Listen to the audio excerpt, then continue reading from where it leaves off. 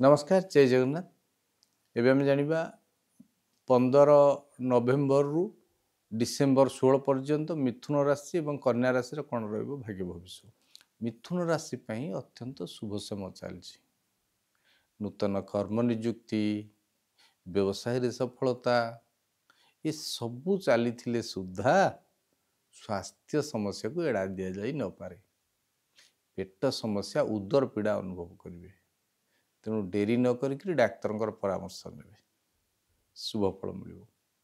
छात्र छात्री मानक अत्यंत शुभ। जो माने प्रोफेशनल काम करुँच से व्यवसाय यथेष्ट उन्नति करेंगे। जो माने व्यवसाय कर दूर स्थान को यात्रा करूँ।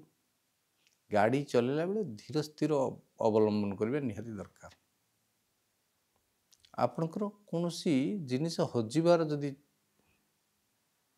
देखा जाए तेरे से जिनस मिल जाव। आपन को कौन सी समस्या हे से भली भाव में जब देखा कन्या राशि पे अनेक शुभ रही।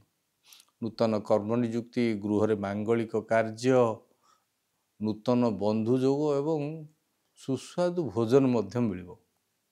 नूतन बंधु जोग मांगलिक कार्य आपणकर बाट उन्मुक्त होदी विवाह भी अटकिक रही विवाह विलंब लगी रही है परिसमाप्ति घटव। कोर्ट केस कचेरी मामलार आपण लटकिक रही समाप्त हो जेहेतु अधिपति होउछन्ति बुध। घरे आपण बुध दारक वृक्ष लगातु।